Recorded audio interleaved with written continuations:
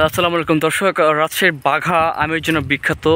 পুরো জেলার মধ্যে এই উপজেলাতে কিন্তু ব্যাপক পরিমাণে আম উৎপাদন হয়ে থাকে, কিন্তু এবছর একেবারে চিত্র উল্টো। পুরো বাঘার কোথাও কোনো গাছেই কিন্তু আমের দেখা পাচ্ছি না।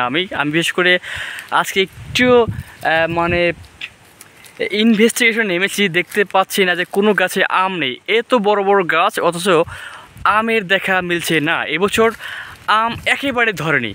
দেখতে পাচ্ছেন, এই হচ্ছে একটা গাছ, বিশাল বড় গাছ, কিন্তু কোনো একটা আম নেই। কিন্তু কিছু কিছু গাছে দুই একটা করে আম ধরেছে, সেই আমগুলো পোকায় খাওয়া বা পচে গিয়েছে এখনই।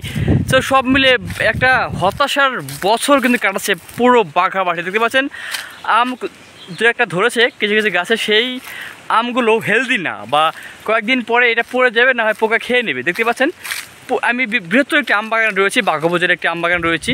সেই আম বাগানের কোনো গাছে আমি আম দেখতে পাচ্ছি না। এটা সত্যিই একটি দুর্যোগের মতো, কি বলবো আমি ভাষায় পাচ্ছি না। যাচ্ছিলাম এখান দিয়ে, তাই ভাবলাম যে আপনাদের মাঝে এই বিষয়টা শেয়ার করি। দেখতে পাচ্ছেন, এরকম বিশাল বড় বড় বাগান, কিন্তু কোনো গাছেই আম নেই। Just unbelievable. এটা কিন্তু আনএক্সপেক্টেড। আপনি প্রত্যাশা করতে পারবেন না যে কী ব্যাপার। বাঘা আমের জন্য বিখ্যাত, কিন্তু এবছর কোনো গাছেই সেভাবে আমের দেখা মিলছে না।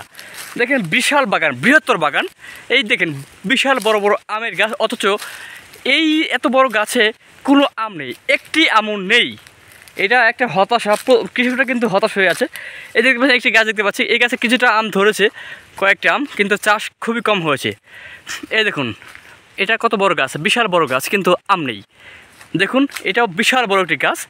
এই গাছের বয়স প্রায় 15 বছর হবে, কিন্তু কোনো আম ধরেনি। কৃষকের মাথায় হাত। এবছর ব্যাপকভাবে ক্ষতিগ্রস্ত হচ্ছে কৃষকেরা, বিশেষ করে বাঘাবাজার জেলার যে কৃষকরা রয়েছে, আম চাষিরা, বিশেষ করে মাঠ পর্যায়ে যারা কাজ করে, তারা কিন্তু ব্যাপকভাবে ক্ষতিগ্রস্ত হচ্ছে।